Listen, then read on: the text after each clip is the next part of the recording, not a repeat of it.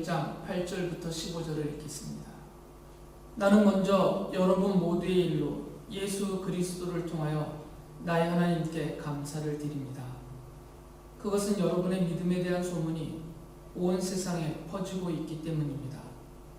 하나님은 내가 그 아들의 복음을 전하는 일로 충심으로 섬기는 분이시기에 내 마음속을 알고 계십니다. 나는 기도할 때마다 언제나 여러분을 생각하며 어떻게 해서든지 하나님의 뜻으로 여러분에게로 갈 수 있는 좋은 길이 열리기를 간구하고 있습니다. 내가 여러분을 간절히 보고 싶어하는 것은 여러분에게 신령한 은사를 좀 나누어 주어 여러분을 굳세게 하려고 하는 것입니다. 이것은 내가 여러분과 함께 지내면서 여러분과 내가 서로의 믿음으로 서로 격려를 받고자 하는 것입니다. 형제자매 여러분, 여러분은 이것을 아시기 바랍니다. 나는 여러분에게 가려고 여러 번 마음을 먹었으나 지금까지 길이 막혀서 뜻을 이루지 못하였습니다. 나는 다른 이방 사람들 가운데서도 열매를 거둔 것과 같이 여러분 가운데서도 그것을 좀 거두려고 했던 것입니다. 나는 그리스 사람에게나 미개한 사람에게나 지혜가 있는 사람에게나 어리석은 사람에게나 다 빚을 진 사람입니다. 그러므로 나의 간절한 소원은 로마에 있는 여러분에게도 복음을 전하는 일입니다. 아멘. 사도 바울은 로마서에서 자신이 로마에 가고 싶어하는 이유 3가지를 말해줍니다. 그 3가지 이유를 찾아보면 왜 이 로마서를 로마에 있는 성도들에게 보낸 이 편지를 왜 써서 보내는지도 그 써서 보내는 기록한 이유도 알 수가 있습니다. 그래서 오늘은 사도 바울이 왜 로마를 가고 싶어 했는지 그 3가지 이유를 먼저 찾아보고 과연 그 이유가 성도들인 우리들에게 어떤 의미가 있는지 이 부분을 좀 생각해 보려고 합니다. 이것을 찾아보려면 이 로마서를 써서 보낸 사도 바울이 머물렀던 장소를 좀 생각해 봐야 됩니다. 사도 바울은 로마에 있는 교회에게 이 로마서를 써서 보내면서 그들에게 내가 로마에 가고 싶다라는 말을 하고 있는데 그 써서 보낸 장소가 어디인가 그것을 먼저 좀 생각해 보려고 합니다. 물론 로마서 아니나 또는 사도행전 같은 다른 바울 서신서에서 바울이 로마서를 어디에 썼다라고 분명하게 명시하지는 않았습니다. 그래서 로마서나 사도행전을 함께 보면서 그것을 종합해 볼 때 여기겠구나 라고 미루어 짐작할 만한 그런 장소를 찾아내야 됩니다. 사도행전 19장 21절에 보면 바울 사도가 3차 선교 여행을 하고 있는 중인데 그때 에베소에 머물고 있었어요. 바울 사도가 에베소에 머물고 있으면서 조금 후에는 마케도니아, 아가야, 그리스 지역으로 떠나는데 그때 내가 로마에 꼭 가봐야겠다라는 말을 해요. 아직은 안 갔다는 얘기죠. 그러니까 내가 로마에 꼭 가보겠다라는 말을 하는 것이죠. 이것을 보면 사도 바울이 이방인의 사도로 부르심을 받은 이후에는 아직은 로마에 가보지 못했던 것 같습니다. 물론 바울은 로마 시민권을 갖고 있었던 사람이기 때문에 그 이전에는 얼마든지 로마에 갈 수 있었으니까 로마에 가봤겠죠. 몇 차례나 갔는지는 알 수 없지만 로마에 절대로 안 갔을 것이다 라고 말하기는 어려워요. 로마 시민권자니까. 그런데 지금 이 사도행전 19장의 상황을 보면 이방인의 사도로 부르심을 받고 보내심을 받은 때로부터 친다면 아직은 로마에 가지 못하고 있었던 것이에요. 그리고 3차 선교여행을 거의 끝마치고 나서 그리스 지역이요, 북부 마케도니아와 남쪽 아가야 지역에 있는 그 교회 성도들이 예루살렘에 보내려는 구제금을 모았어요. 사도행전 24장 17절에 보면 사도 바울은 이 그리스 지역에 있는 성도들이 모은 구제금을 가지고 예루살렘으로 올라갑니다. 그리고 예루살렘 교회에 그것을 전달하는 장면이 기록되어 있어요. 바울은 이 사도행전 24장에 있었던 그 일을 로마서에서도 설명을 해요. 로마서 15장 25절부터 26절에 그 사실을 이렇게 기록했습니다. 그러나 지금 나는 성도들을 돕는 일로 예루살렘에 갑니다. 마케도니아와 아가야 사람들이 기쁜 마음으로 예루살렘에 사는 성도들 가운데 가난한 사람들에게 보낼 구제금을 마련하였기 때문입니다. 바울은 지금 로마에 있는 사람들에게 로마서를 써서 보내면서 내가 지금 예루살렘으로 가고 있습니다라고 말해요. 그 가는 이유는 그리스죠. 마케도니아와 아가야 이 그리스 지역에 있는 성도들이 예루살렘에 있는 가난한 성도들을 돕기 위한 구제금을 마련했고 나는 그 구제금을 전달하려고 지금 예루살렘으로 떠나고 있습니다라고 말해요. 그러니까 예수 그리스도의 복음을 믿고 하나님의 자녀가 된 그리스 지역에 있는 성도들이 예루살렘 성도들을 돕기 위해서 구제금을 모아서 사도 바울 편에 지금 보내고 있는 것입니다. 본래는 바울 사도가 로마에 가고 싶어 했어요. 그리고 로마에 갈 계획까지 세웠는데 갑자기 이 일이 생긴 거죠. 구제금을 예루살렘에 전달해야 될 이 일이 생겼기 때문에 로마로 가려고 했던 계획을 잠시 멈추고 그것을 뒤로 미루고 지금은 내가 예루살렘으로 가고 있습니다. 그래서 지금 로마에 못 가기 때문에 내가 이 편지를 먼저 보내고 있습니다 라고 말하는 거죠. 실제로 로마서에서 사도 바울은 자기가 정말 로마에 간절히 가고 싶다. 나는 로마에 꼭 가야 되겠다라는 뜻을 계속 비춥니다. 로마서 1장 13절에서 이렇게 말하죠. 나는 여러분에게 가려고 여러 번 마음을 먹었으나 지금까지 길이 막혀서 뜻을 이루지 못하였습니다. 그래서 로마서 1장 10절에서는 이렇게 기도하고 있다라고 말해요. 어떻게 해서든지 하나님의 뜻으로 여러분에게로 갈 수 있는 좋은 길이 열리기를 간구하고 있습니다. 지금은 내가 예루살렘으로 가고 있는데 그 이후에 하나님이 좋은 길을 열어주셔서 내가 예루살렘에 들렸다가 로마에 갈 수 있기를 나는 간절히 바라고 있다, 원하고 있다, 그렇게 기도하고 있다라고 말을 합니다. 이런 사실을 종합해 보면 사도 바울이 3차 전도여행을 마치고 고린도에 머물러 있었는데 그 고린도는 그리스의 맨 남쪽에 위치하고 있죠.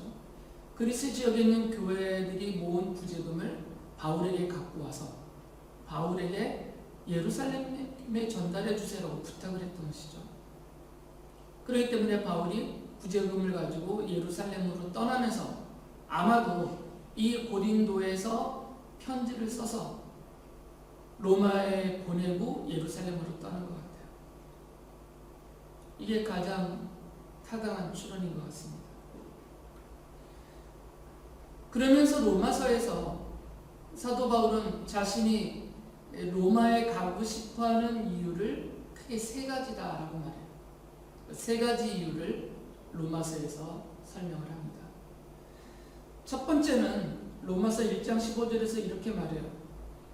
그러므로 나의 간절한 소원은 로마에 있는 여러분에게도 복음을 전하는 일입니다.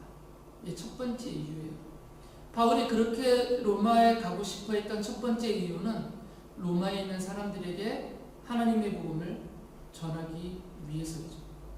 그는 하나님의 복음을 이미 터키 지역, 소아시아 지역과 그리스의 북부, 마케도니아 남쪽, 아가야 지방에 이르기까지 또 키프로스 섬, 그레트 섬 이 지역을 다 다니면서 복음을 전했어요.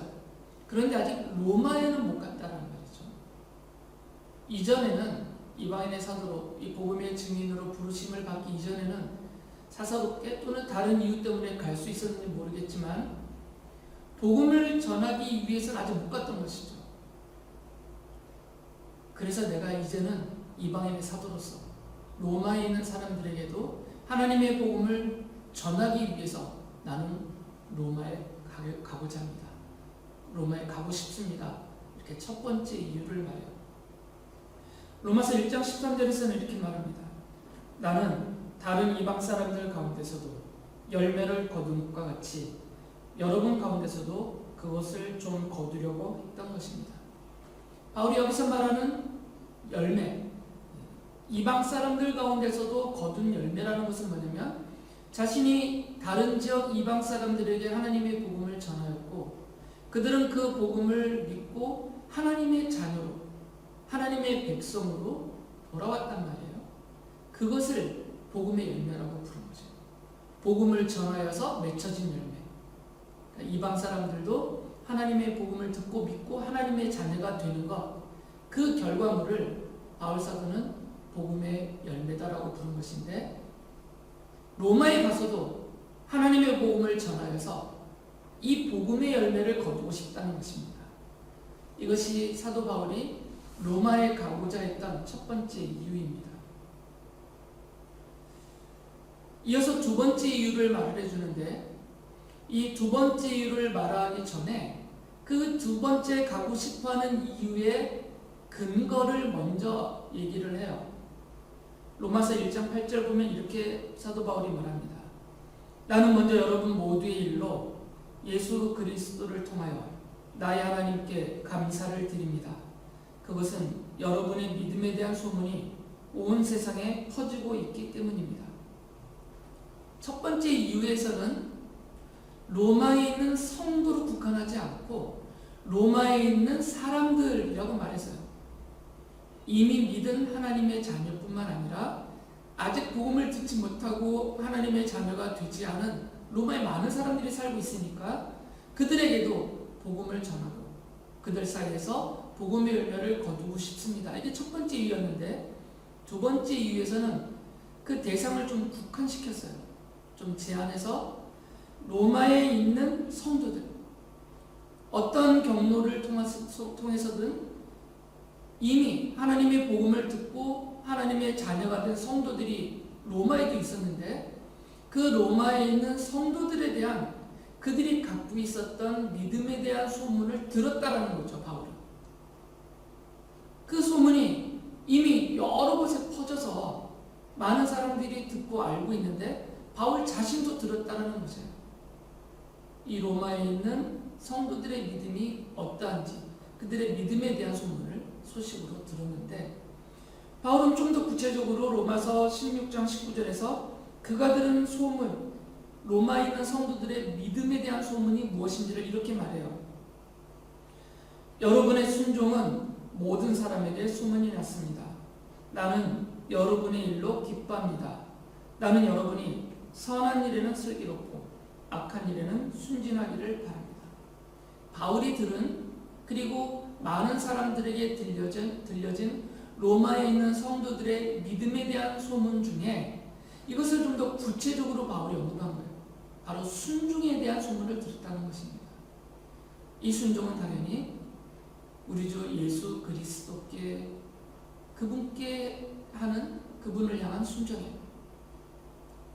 주님의 말씀을 순종하고 주님의 뜻을 따라 순종하면서 하나님의 자녀로 살고 있고 교회로 모이고 있고 하나님의 일을 하고 있다라는 것입니다.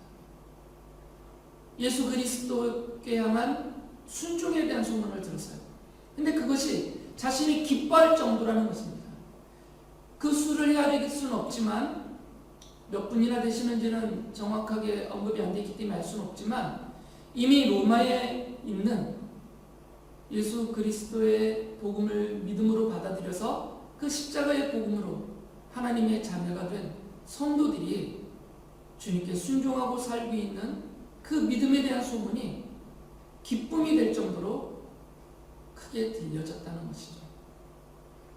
바울은 이것을 근거로 해서 이미 자신이 들은 로마 교회 성도들의 이 대단한 믿음, 그리스도께 순종하는 이 믿음을 근거로 해서 여러분에게는 그 믿음이 있다, 이것을 전제로, 그것을 근거로 해서 로마서 1장 12절에서 자신이 로마에 가고 싶은 두 번째 이유를 이렇게 말합니다. 이것은 내가 여러분과 함께 지내면서 여러분과 내가 서로의 믿음으로 서로 격려를 받고자 하는 것입니다. 서로 격려를 받고 싶어서 내가 로마에 가고자 하는 것이고, 특히 그 중에서도 로마에 있는 성도들과 만나서 머물면서 함께 지내고 싶다라고 그 이유를 말해요. 바울에게도 믿음이 있습니다. 로마에 있는 성도들에게도 믿음이 있어요. 바울은 자신이 로마에 가서 로마에 있는 성도들을 만나고 그들과 허락되는 만큼 오래 머물면서 서로의 믿음으로 서로를 격려하고 또 격려를 받고 그렇게 하고 싶다는 거죠. 바울이 말하는 격려는 단순한 위로, 단순한 위안이 아니겠죠. 서로 힘을 얻게 한다는 것입니다. 격려의 결과는 용기와 힘을 일으키는 것이니까. 로마에 있는 교인들에게는 바울이 자신의 믿음을 이야기하는 거죠. 내가 믿은 주님은 이런 분이고, 주님은 내게 이런 은혜를 베푸셨고, 나는 이러한 믿음의 삶을 충성되이 살았습니다라고 전하고, 또 바울은 로마에 있는 성도들이 어떻게 그들이 예수님을 믿게 되었는지, 이런 어려운 지경에서도 어떻게 믿고 있는지, 또 어떻게 순종하고 왔는지, 어떻게 믿음의 삶을 살고 있는지, 이런 이야기를 바울은 들으면서 자기도 격려를 받고 싶다는 거죠.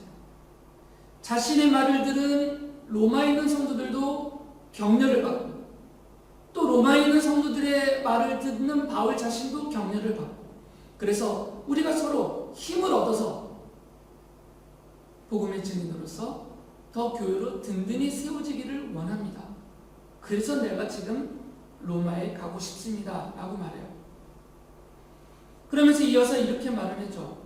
로마서 1장 11절을 보면, 내가 여러분을 간절히 보고 싶어하는 것은 여러분에게 신령한 은사를 좀 나누어 주어 여러분을 굳세게 하려고 하는 것입니다. 자신이 로마에 있는 성도들을 격려하는 방법을 지금 제시한 거예요. 로마에 있는 성도들에게 바울은 자신의 믿음에 대해서 이야기를 하면서 그 성도들에게 신령한 은사를 좀 나누어 주고 싶다는 것이에요. 물론 바울이 자기 것을 나눠주는 건 아닙니다. 성령 하나님이 바울을 사용하셔서 바울을 통하여서 바울과 함께 격려를 나눠받고 있는 그 로마에 있는 성도들에게 성령께서 신령한 은사를 베풀어 주시기를 원하는 것이에요. 그리고 로마에 있는 성도들이 바울을 통해서 성령님이 주시는 그 신령한 은사들을 받고, 그 결과로 이들이 더욱 믿음에서 굳게, 더 굳세게 세워지기를 원하는 것입니다. 바울이 여기서 말한 신령한 은사는 로마서 12장 6절에서 바울은 그것을 신령한 선물이라고 바꿔서 말해요. 같은 말이거든요. 이렇게 말하죠. 하나님께서 우리에게 주시는 은혜를 따라 우리는 저마다 다른 신령한 선물을 가지고 있습니다. 그러면서 7절, 8절에서 로마에 있는 성도들이 이미 가지고 있는, 그리고 로마에 있는 성도들과 그들이 모이는 교회 안에 꼭 필요한 성령님이 주시는 신령한 은사, 신령한 선물이 무엇인지를 설명하는데 대략 7가지 정도를 말하죠. 딱 그것만이 아니라 그런 것들과 같은 것이다 라는 거죠. 11장 7절 8절 보면 그 신령한 선물을 사도 바울은 예언, 또 섬기는 일, 가르치는 일, 권하는 일, 그리고 나눠주는 일, 지도하는 일, 자선을 베푸는 일 등등, 이러한 일들을 신령한 선물이라고 말해요. 이것이 지금 바울이 나누어 주고 싶은 신령한 선물이고 신령한 은사예요. 이미 로마에 있는 교인들에게 이것이 있습니다. 그러나 충분하지가 않은 것이죠. 그래서 바울은 자신이 로마에 가서 로마에 있는 성도들과 서로의 믿음으로 서로 격려를 받고 나눌 때에 성령께서 자신을 통하여서 이러한 것들이 그들에게 더욱더 채워지고 더 풍성해져서 교회를 세우고 또 성도로 사는 모든 일에 부족하지 않도록 이들을 굳게 세워줄 것인데, 자신은 그것을 원하고 그렇게 되기를 바라기 때문에 로마에 가고자 합니다 라고 말하는 것이에요. 바울 사도가 말한 이런 신령한 은사, 신령한 선물은 성령님이 임하실 때 수반되는 것입니다. 그것은 사람과 세상에서 오지 않는 것이기 때문에요. 그러니까 바울사도는 자신이 로마에 갔을 때 로마에 있는 성도들과 자신이 이렇게 사랑의 신령한 성도 간의 교제를 나눌 때 성령이 임하시기를 원하는 거죠. 그리고 성령님이 임하실 거라는 확신을 갖고 있어요. 늘 그래 왔으니까. 그래서 자신이 가서 그들을 만날 때 성령님이 그들에게 임하여서 그들에게 이런 신령한 은사와 신령한 선물을 더 풍성하게 채워줘서 그 결과로 로마에 있는 성도들과 교들이 굳세게 세워지기를 원하고 있었습니다. 이것이 바울이 로마에 가고 싶어 했던 두 번째 이유예요. 바울은 로마에 가고 싶은 세 번째 이유도 말하는데 로마서 1장 14절에서 바울은 스스로 이렇게 말을 합니다. 나는 그리스 사람에게나 미개한 사람에게나 지혜가 있는 사람에게나 어리석은 사람에게나 다 빚을 지는 사람입니다. 자신은 빚을 졌다라고 말해요. 모든 사람에게. 나는 모든 사람에게 빚진 자입니다. 라고 말해요.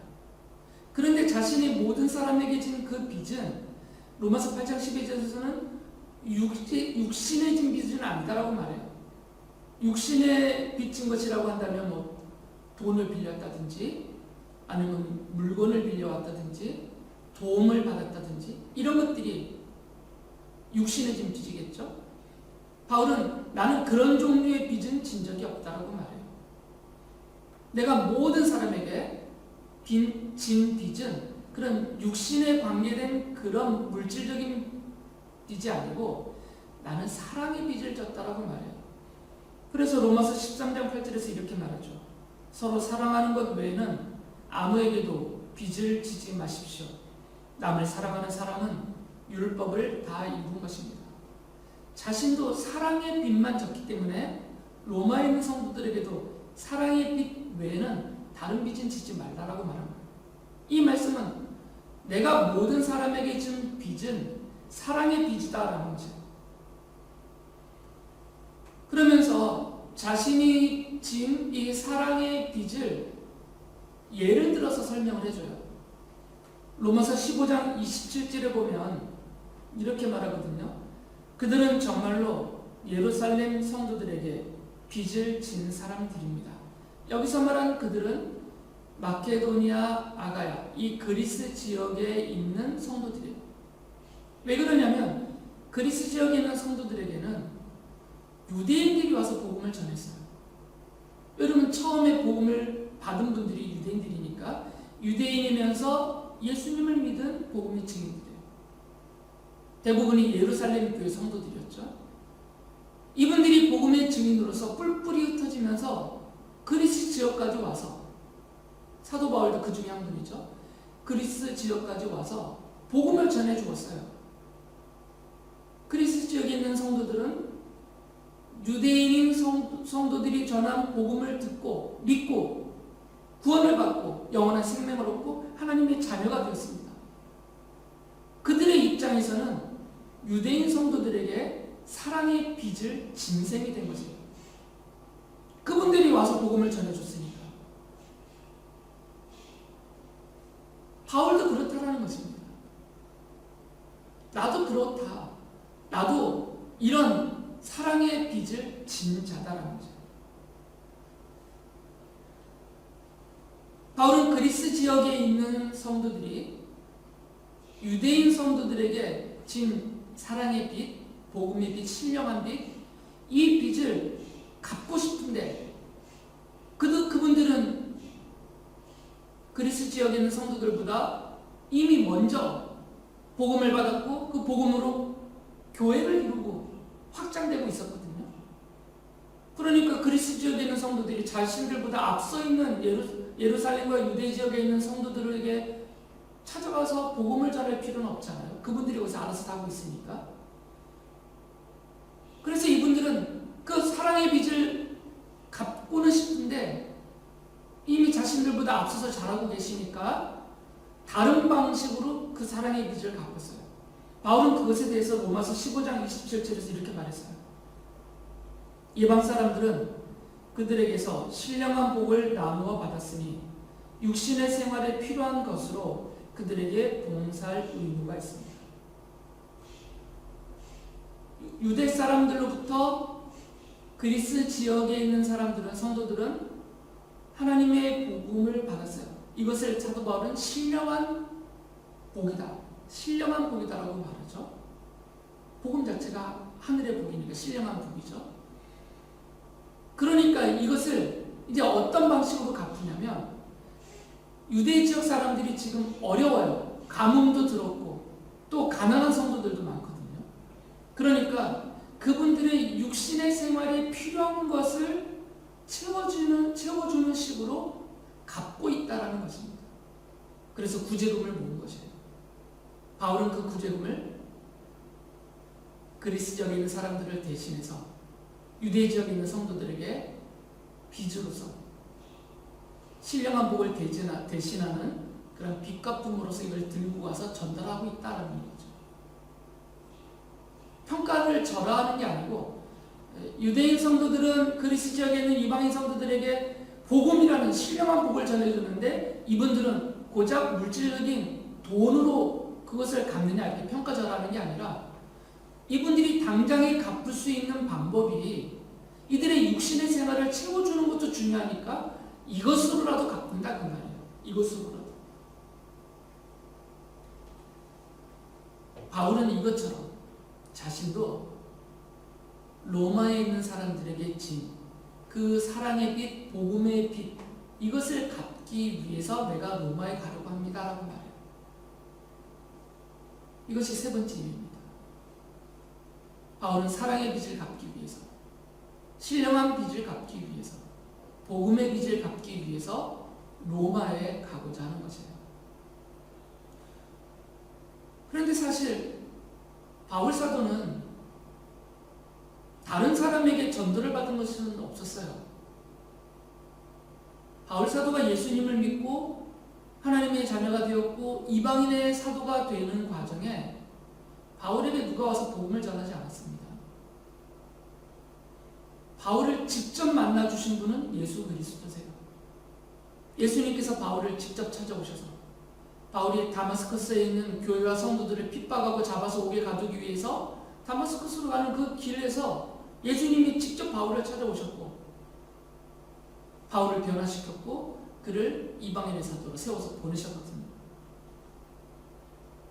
그러니까 바울의 입장에서는 자신은 사도들에게 복음의 빚을 진 것도 아니고 다른 유대 성도들에게 복음의 빚을 진 것도 아니거든요. 자신은 예수님께 빚을 진 것이죠. 예수님의 사랑을 입었으니까. 그래서 로마서 7장 24절부터 25절에서 이렇게 말을 해요. 아, 나는 비참한 사람입니다. 누가 이 죽음의 몸에서 나를 건져주겠습니까? 우리 주 예수 그리스도를 통하여 나를 건져주신 하나님께 감사를 드립니다. 자신은 예수 그리스도의 은혜와 사랑이 빚졌다라는 말이죠. 사람에게 빚을 진 것이 아니에요. 바울은 내가 예수 그리스도께 진 그 빚을 당신들에게 갚겠다라고 말하는 거예요. 빚은 예수님께 졌잖아요, 지금. 오히려 교회와 성도를 핍박하던, 박해하던 그리스도의 대적으로 살았던 바울을 예수께서 부르셔서 구원해 주셨으니까, 또 이방인의 사도를 세워주셨으니까 바울의 입장에서는 자기는 사람에게 빚지지 않고 예수님께 빚을 진 것이 된 거죠. 그런데 예수님께 진 그 빚을 바울은 앞서 제가 읽어드렸던 말씀처럼 나는 모든 사람에게 빚진 자다라고 바꿔버렸어요. 예수님께 빚졌는데 사실 이것이 모든 사람에게 빚진 것입니다라고 바꿔 생각하고 있어요. 그러니까 나는 예수님께 진 그 빚을 모든 사람에 포함되는 로마에 있는 사람들에게 갚기 위해서 로마에 가려고 합니다. 빚 갚으려고 합니다. 이렇게 말해요.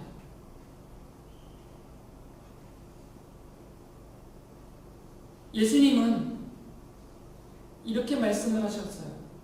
마태복음서 25장 40절에 보면 내가 진정으로 너희에게 말한다. 너희가 여기 내 형제 자매 가운데 지극히 보잘것없는 사람 하나에게 한 것이 곧 내게 한 것이다. 바울은 이 말씀을 아는 것이죠. 내가 지금 예수님께 갚을 길은 없잖아요. 이미 완전히 충분하시고 충만하신 분인데 뭐 더 갚아드릴 게 뭐가 있겠어요? 그런데 예수님이 이 말씀을 아는 거죠. 사람에게 갚는 것이 예수님께 갚는 것이 되는구나. 이 진리를, 이 원리를 바울은 알고 있었어요. 그래서 자신은 예수 그리스도께 빚을 졌지만 로마에 있는 사람들에게 그 빚을 갚으면서 내가 예수님께 갚는 셈이 되니까 나는 빚을 갚으러 로마에 갑니다. 이렇게 말하는 것이에요. 바울 사도뿐만 아니라 우리 모든 성도들은 예수 그리스도께 사랑의 빚을 졌습니다.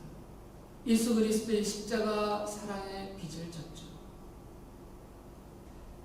그리고 또한 저도 예외가 없습니다. 대부분의 성도들은 나에게 복음을 전해준 또는 나를 교회로 이끌어간 그 전도자들에 대해 빚졌어요. 두 개의 빚이 우리에게 있습니다. 예수 그리스도의 십자가 사랑에 대한 빚이 있고 그 십자가 복음을 나에게 전하여 주고 나를 그 복음으로 이끌어준 복음의 증인들에게 빚을 진 자입니다. 우리는 이런 신령한 빚, 복음의 빚, 사랑의 빚을 지고 있어요. 이걸 갚아야 되는 것이죠. 바울은 그 복음의 빚, 사랑의 빚, 신령한 빚을 갚기 위해서 로마로 갔습니다. 지금 로마로 가겠다고 하고 결국은 갔죠. 우리도 이 빚을 갚아야 됩니다. 이 빚을 사람에게 갚아야 돼요. 예수님께 갚겠다고 해서 뭐 대단하게 우리가 갚을 수 있는 것이 없습니다. 그리고 예수님이 원하지 않으세요. 예수님은 우리가 진 예수 그리스도의 십자가 사랑의 빚을 예수님 나에게 갚지 말고 사람들에게 갚아라 라고 말씀하세요. 그래서 복음의 증인으로 세워서 보내신 거잖아요. 예수님께 갚아라, 예수님이 나에게 갚기를 원한다라고 한다면 다 교회로만 모으셨겠죠.